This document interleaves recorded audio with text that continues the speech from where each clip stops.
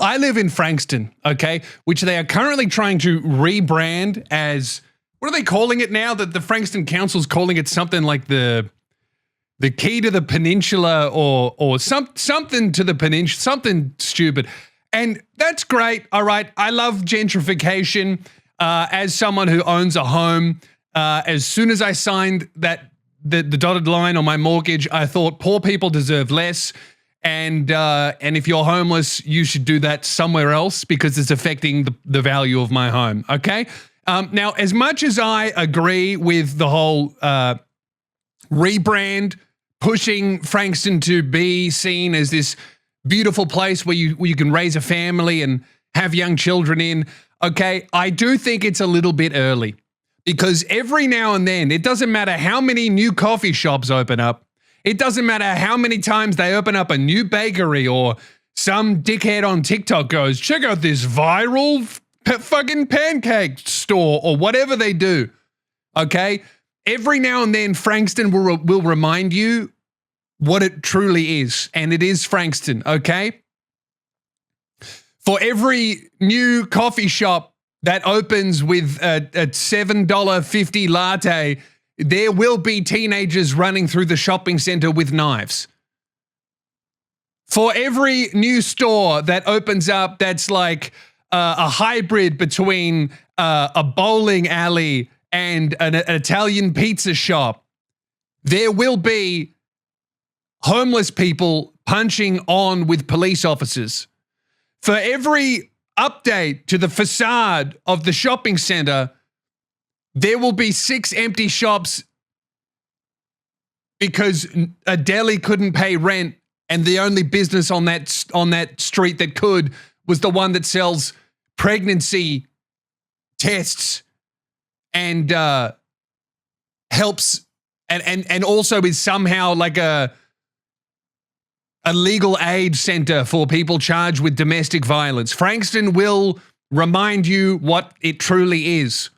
And that happened to me in my own home. Okay? And I've talked about this many times where I've had to leave my house chasing down women who are like wailing in distress at like 4 a.m. to check that they're not being chased by anybody else. These are things that I've done. Going to bed, it's like 4 a.m.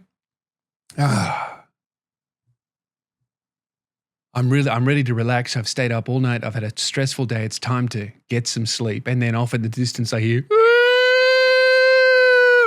and I have to go and intervene. And that's fine. That's what you should do. That's a man's role. As long as you keep yourself safe and you assess the situation, you should help those in distress. Okay? But I guess look, what I'm trying to say is, that's the price of living in Frankston, okay? The rebrand has come a little bit too early. The council and the property investors are jumping the gun on this whole Frankston is fully gentrified. It's not. It's mostly. It's not even mostly. It's like 50-50. Every street you drive around, it's like new home, family home, new home, family home, shack, crack den, home, shack, crack den. The week after I moved into my place that I bought, I thought, what a lovely street I live in. And then the house across from me got raided by a SWAT team. They were selling ice. Okay, and that's what it's like to live in Frankston. And last week, because I didn't do the podcast at all. And initially I said, I'm just going to delay it. But because of this, I just couldn't even do it for a week. Right? I wake up. It was 6 a.m. Saturday morning. I woke up nice and early. I went to my prayer corner that I've just set up. I was going to do my morning prayer. I'm like ready to be. I'm at peace.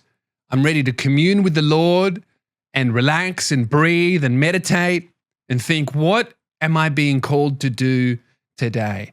And as I sit down, out of the corner of my ear, I hear murmuring. And my nose starts to fill with this toxic smell. And I'm going, what the fuck is this? Now, there has been, ever since I moved in here, there's been a smell of burning rubber that appears every now and then.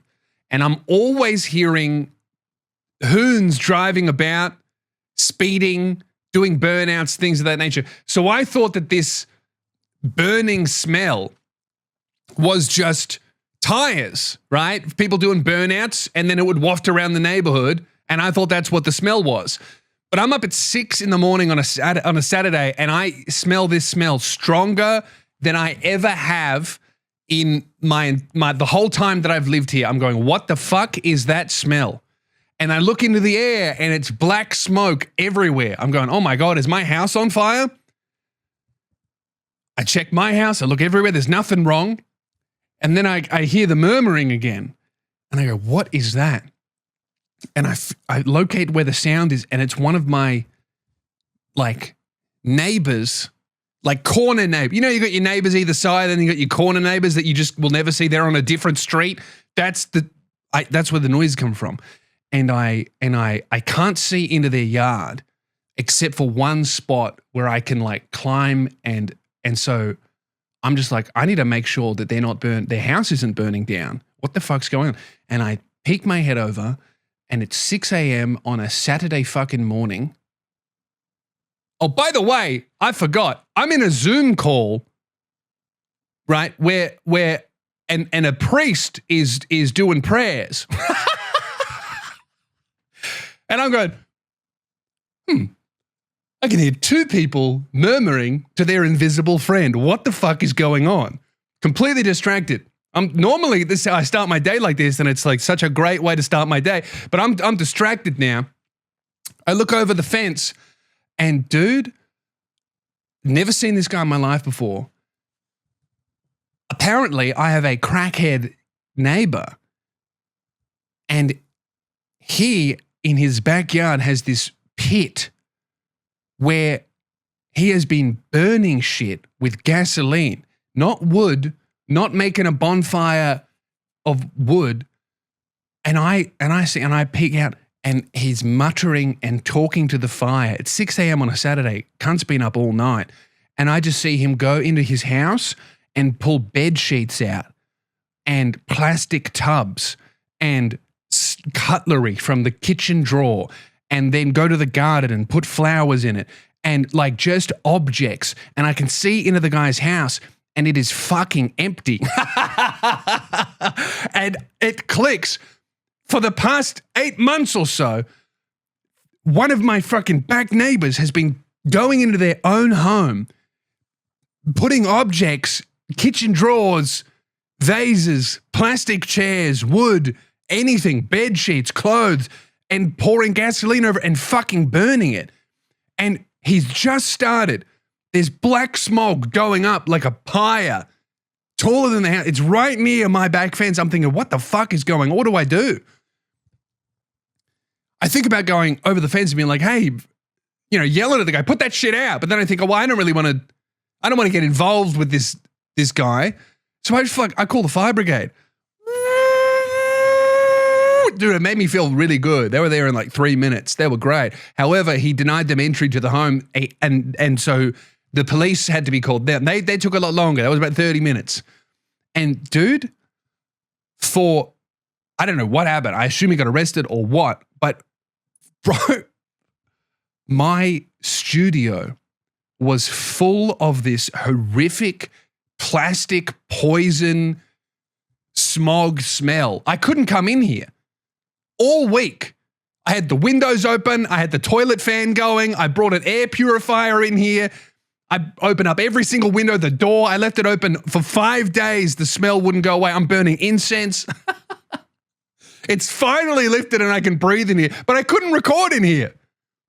I couldn't even sit in here. I would come near this area, even outside. It was just fucked.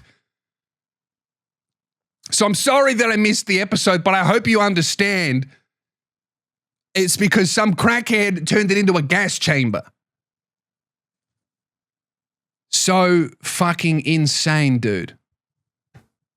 Made me feel good though. Like if my house ever burns down, catches on fire, the fire brigade will be there in 2 minutes. They were quick, dude. So every now and then,